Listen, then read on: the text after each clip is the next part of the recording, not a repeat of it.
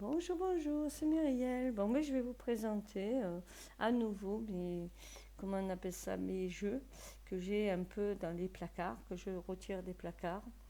Là, je vais vous en présenter que trois. Je vais essayer de faire moins d'une demi-heure ou une demi-heure. Ça va être un challenge parce que je parle beaucoup.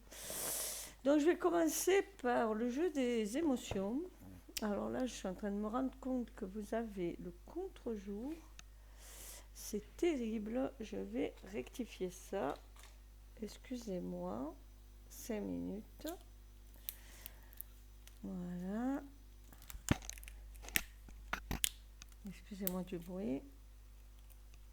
J'ai mis du papier sur mes rideaux, en guise de rideau. C'est, c'est vraiment du... Voilà. Voilà. Vous avez moins le... Donc voilà. Je vais vous présenter un jeu qui est un jeu pour travailler en famille sur les émotions, que j'utilise aussi en intuitif et que j'utilise aussi des fois en tirage, comme ça. Donc c'est vraiment un jeu pour travailler avec les enfants aussi. C'est pas un jouet, hein, attention, c'est un outil pédagogique. Euh, c'est aux éditions Cométis.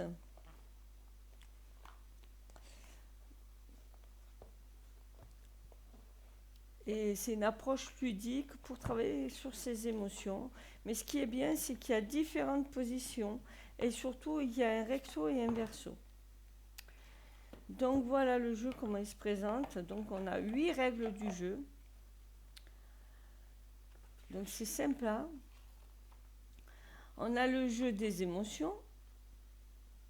Voilà, repérer vos émotions. Qu'est-ce qu'une émotion?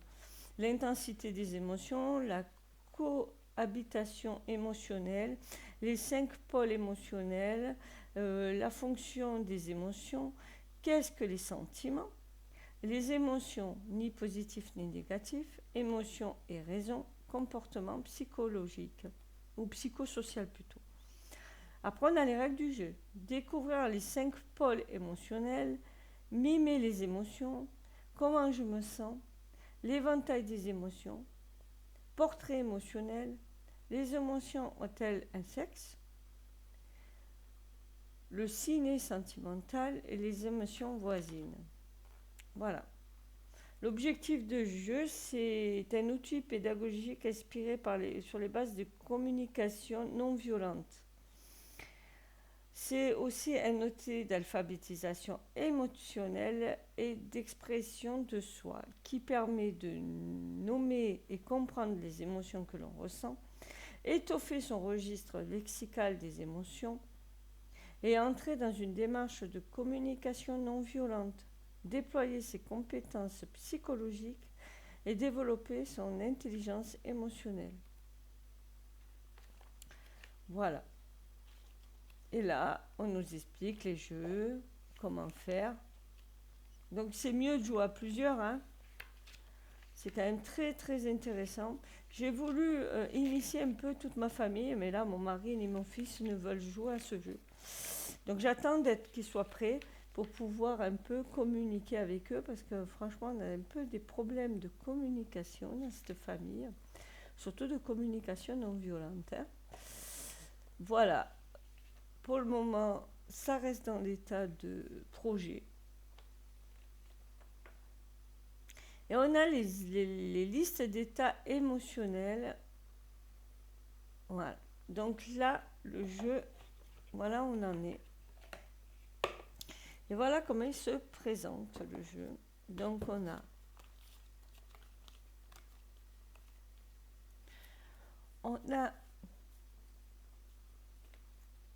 Alors pourquoi j'en ai 5? Normalement, il y en a 6. Mais bon, c'est comme ça. Il n'y a pas 6 dans le jeu, hein. Donc, on a les émotions. Donc, on a la joie, ici. On a la tristesse, on a la peur, on a la colère et on a le dégoût. Le but du jeu, c'est de bien savoir si ça, la jalousie par exemple, ça correspond à quelle émotion. Est-ce qu'il y a du dégoût? Est-ce qu'il y a de la tristesse? Est-ce qu'il y a de la joie? Voilà. Il manque la surprise. Normalement, il y a la surprise avec les émotions. Mais bon, la tristesse, la peur, la colère et le dégoût. La surprise est une émotion, je crois. Bon, c'est pas grave. Donc, voilà. Donc, on joue sur ça. Et derrière, on a agacé et anxieux. Donc, on est agacé et anxieux. Donc, ça, la jalousie correspond à la peur, en fait. Déchiré. Derrière, on a écartelé, tiraillé. Nostalgique. On a endeuillé, mélancolique. Et voilà, ça c'est pour jouer avec le jeu des émotions. Maintenant, moi, comment je l'utilise aussi? Je l'utilise en intuitif. C'est-à-dire que là, on voit vraiment le deuil, on voit la tombe. Ça peut correspondre aussi au cercueil du petit Lenormand. Là, on a le guide spirituel, on a les nuages, on a la joie. Voilà, c'est peut-être dépasser des épreuves. Là, on a la musique, la danse. Et en fait, je joue aussi en intuitif avec ce jeu. Tu vois, protection. Voilà. Et franchement, il est très parlant. Alors, il y a deux autres petits jeux qui pourraient compléter aussi et que je prendrai, qui complète le jeu des émotions, qui sont en petits bonhommes comme ça, allumettes, et qui pourraient... il y a le jeu des besoins. Voilà, le jeu des besoins, je le prendrai plus tard. Ça compléterait bien... ça compléterait bien ce jeu. Donc ça aussi, c'est... Pour travailler sur soi, c'est vraiment très bien. Voilà, on tire une carte là au hasard. Je suis dans quel état en ce moment? Molle, mou. C'est vrai, je suis un peu fatiguée en ce moment. On est un peu démotivé, c'est vrai. Ben là, c'est un peu le juste avant des vacances, vous voyez, juste avant de partir, on se sent un peu fatigué. Donc oui, effectivement, reconnaissance, reconnaissant, et derrière, on a comblé, réjoui, donc il y a ce côté joie. Mais le cadeau, c'est pas que la joie, ça peut être aussi l'anxiété. On n'a pas que des surprises. Quand je dis le cadeau, c'est la surprise, pardon. On n'a pas que des surprises bénéfiques. C'est pour ça que je suis étonnée que la surprise ne soit pas. La tristesse, voilà, surprise, surprise, voilà. Étonné, stupéfait. Mais ça peut être une mauvaise surprise. Voilà, ça c'était pour vous présenter ce petit jeu qui est super bien fait.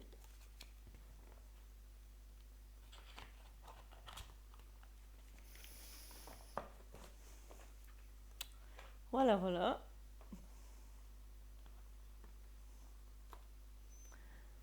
Un autre jeu, alors il existe maintenant dans un autre format. Il m'en manque deux de cette catégorie. Hein.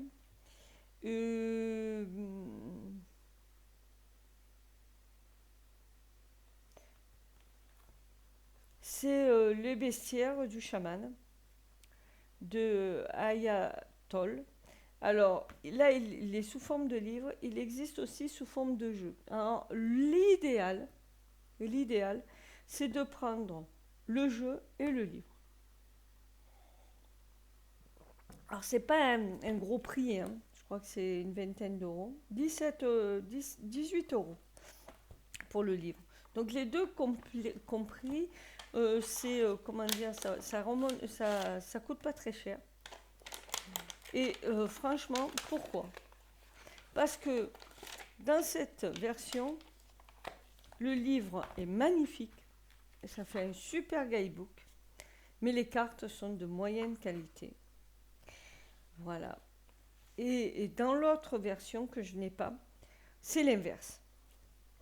C'est-à-dire que le guidebook est moyen, on n'a pas autant d'informations que dans ce livre, mais les cartes sont de très bonne qualité. Donc le mieux, c'est de prendre les deux. Moi, j'ai pas fait cette option. Il sent super bon, le livre. Donc voilà, donc là, on est dans le bestiaire du chaman. C'est aux éditions Larousse, donc ils font des super livres avec les cartes, des éditions Larousse. Je suis jamais déçue, moi. Donc voilà le bestiaire, comment il se compose. On a le titre, ici un petit, une petite dédicace. On a le sommaire, la préface, l'introduction, le bestiaire, donc tout le bestiaire.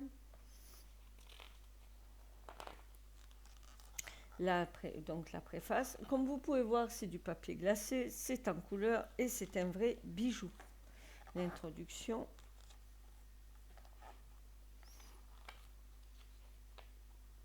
Ils expliquent qu'ils protègent, ils sont dans la cause animale pour la protection des animaux. Et voilà, le bestiaire, il commence ici. Et voilà pourquoi je dis que le livre est magnifique. Nous avons la carte en grand ici. Nous avons les mots-clés ici. Le cerf de Virginie, parce qu'en fait, c'est que des animaux en voie ou protégés en voie d'extinction. Voilà, donc le nom scientifique du cerf de Virginie, le conseil de la carte, le rituel et la réflexion. Je crois que dans le guidebook, on n'a pas le rituel, on n'a que la réflexion. Il manque la moitié. Je ne sais pas si c'est la réflexion, le rituel qui manque. Donc voilà, on prend le cerf de Virginie, cartographiez votre humeur. La médecine du cerf, à la différence de celle de beaucoup d'autres animaux, diffère de l'âge et du sexe de la bête. Le faon représente l'innocence, la biche représente la tendresse maternelle et le cerf, la sauvage virilité. Voilà, et ainsi de suite. On a quelques questions à se poser concernant la carte. Et après, dans le pouvoir de la réflexion, c'est le pouvoir du pivot. Voilà. Sauriez-vous, comme le cerf, utiliser votre énergie et votre habileté pour modifier l'équilibre des forces? Voilà, et ainsi de suite. Et à la fin, on finit par dégagez-vous de cette vieille histoire qui vous tire en arrière. Engagez-vous dans une nouvelle histoire qui vous appelle. Ok, et on a ça pour tout, le saumon rouge, rituel, réflexion. Donc c'est pour ça que le livre est très, très, très, très bien fait. Et à chaque fois, on a cette carte qui est magnifique en toute page. Comme là, on a les cartes qui sont très petites, c'est quand même intéressant d'avoir le tout page. La rainette, et ainsi de suite. Le bouquet est magnifiquement bien fait. Voilà, je le dis. Voilà, la tortue verte. C'est pas beau ça? C'est plein de couleurs, c'est peps, c'est joli. Regardez cet aigle là, l'aigle pêcheur. Le cheval. Donc il n'y a pas que des animaux en voie d'extinction, mais il y en a certains qui sont en voie d'extinction dedans. Le roselet familier, le chat tigre. C'est beau ça. Hein. Moi j'aime bien l'Égypte. Hein. Donc là c'est une référence à Bastet. Dans sa version colérique, elle est en lionne. Regardez ce renard comme il est beau. À la fin, on a donc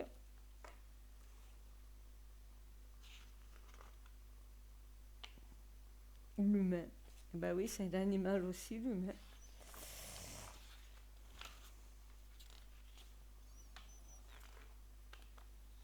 comment travailler avec les cartes du bestiaire. Voilà, 2 cartes en croisement.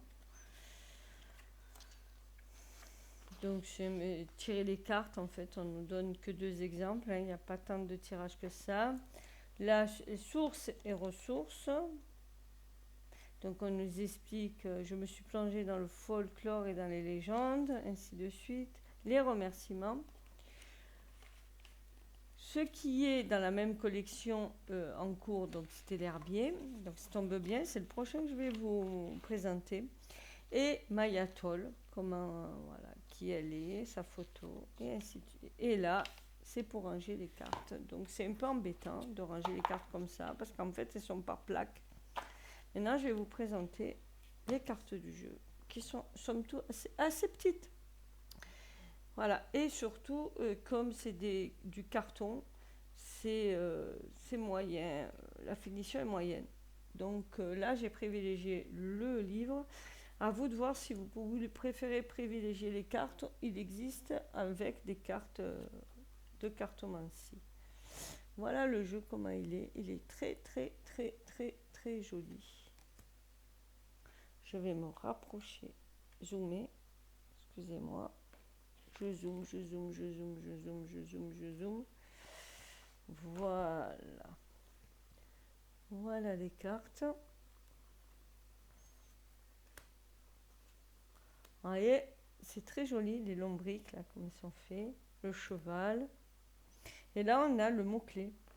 Enfin, plutôt la guidance. Transcendez-vous. Libérez libérez-vous de la boue. Prenez du temps pour assimiler. Et ainsi de suite. Donc, il est très, très, très joli. La tortue. Trouvez votre élément. Pour ça qu'elle m'attire. Voilà. Osez, osez. Voilà. Donc, c'est un peu les cartes, l'animal qui nous parle et qui nous donne des conseils, en fait. Donc, c'est très joliment bien fait. Il y a un côté très nature, très naturel, très chaman, hein, puisque là, c'est l'herbier, c'est le bestiaire du chaman.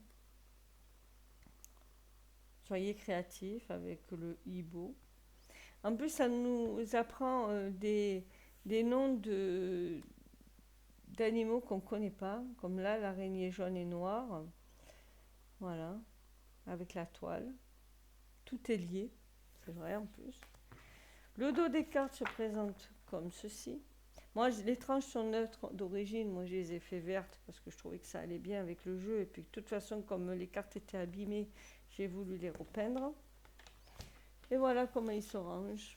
Donc, c'est peut-être le défaut, en fait, du jeu, là, de ce format.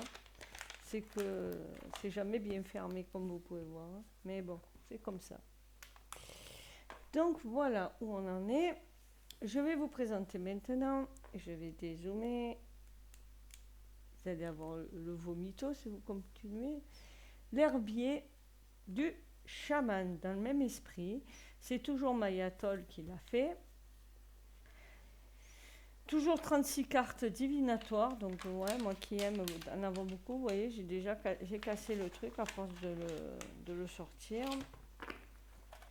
voilà.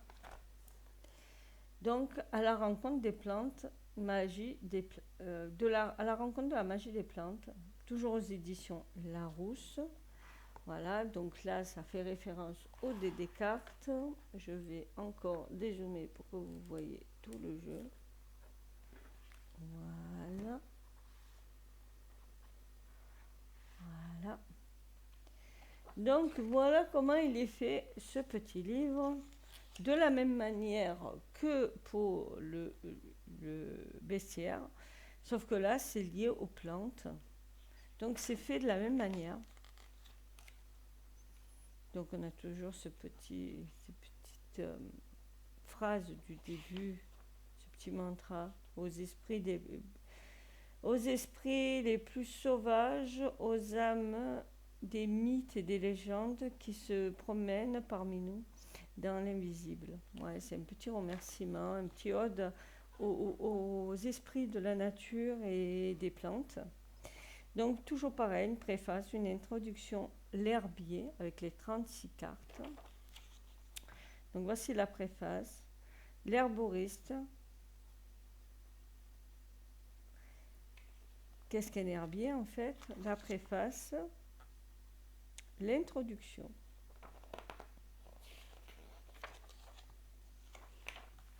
Et l'herbier qui est magnifiquement bien fait. Franchement, le mouron des oiseaux. Donc voilà, un nouveau départ. Le nom scientifique, le rituel et la réflexion, exactement comme pour le bestiaire du chaman. La pâquerette, soyez vous-même. Le trèfle des prés, avec ce cœur là, centrage et ancrage.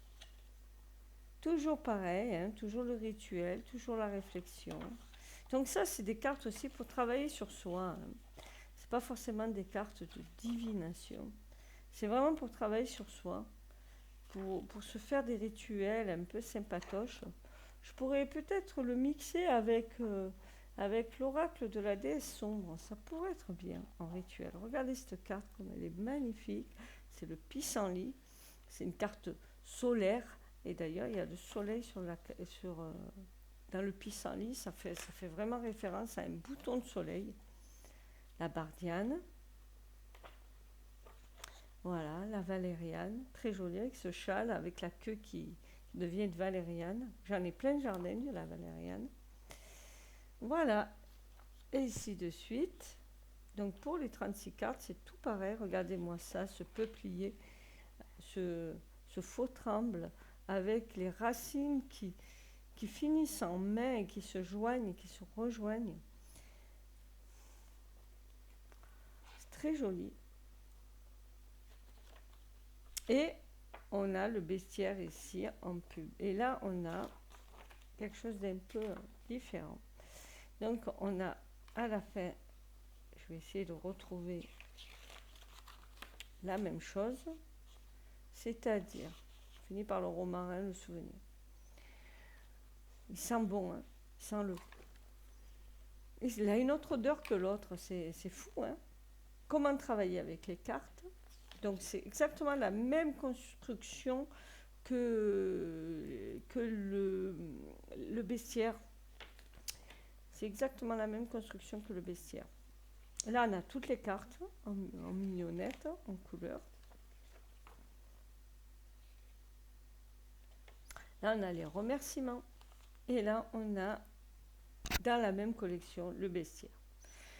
Il y a 2 autres jeux qui sont sortis, me semble, ou un 3e jeu qui est sorti, c'est les cristaux du chaman, je crois, qu'il faut que je me prenne.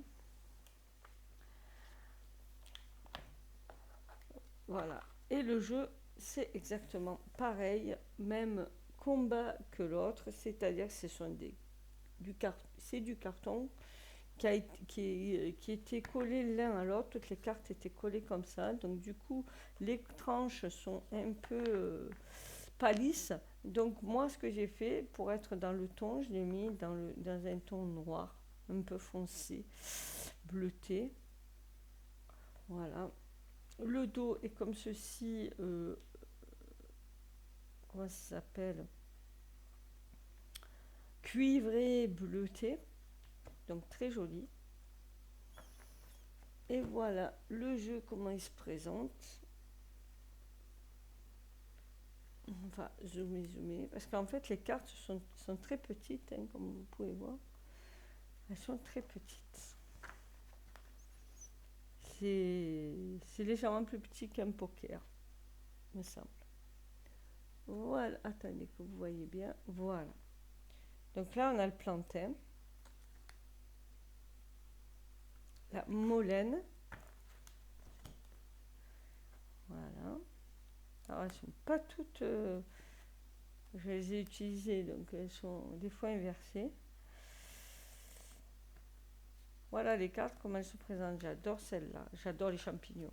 Donc, forcément. On a le numéro de la page ici pour le nom et le numéro de la page pour savoir, pour pas chercher pendant des heures. Donc j'aime bien. Au lieu d'avoir le numéro de la carte, on a le numéro de page. La résurrection avec le pavot de Californie. J'aime beaucoup cette carte avec les roses.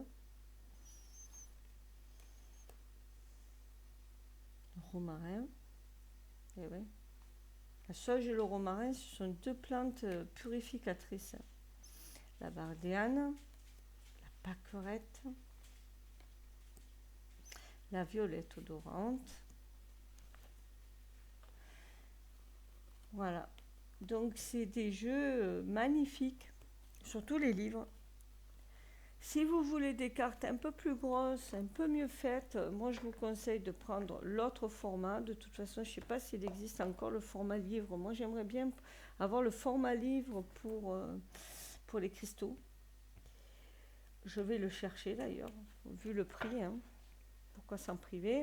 Et après, je verrai si je me prends le format jeu.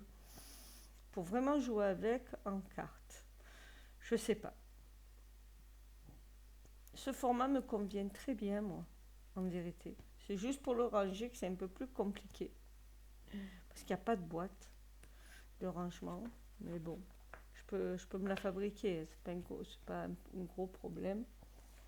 Voilà. Le pommier. J'aime bien, c'est pommier avec 3 coupes différentes, avec 3 choix différents en fait. J'aime bien. Le chat avec la valériane. Voilà, et cette face de la lune pour le sureau noir. J'aime beaucoup. Ah, celle-là, elle est magnifique aussi. La valériane, la verveine. Là, il y a une question de choix, de direction, de difficulté. Plus ou moins facile selon les choix qu'on prend. Si on prend le chemin le plus droit, ça va être très compliqué. À droite et à gauche, ça a l'air plus facile. J'aime bien.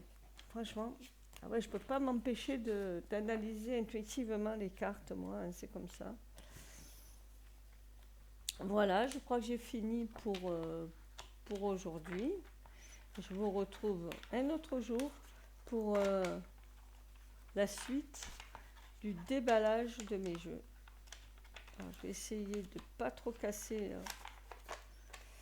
Voilà, bye bye, à la prochaine.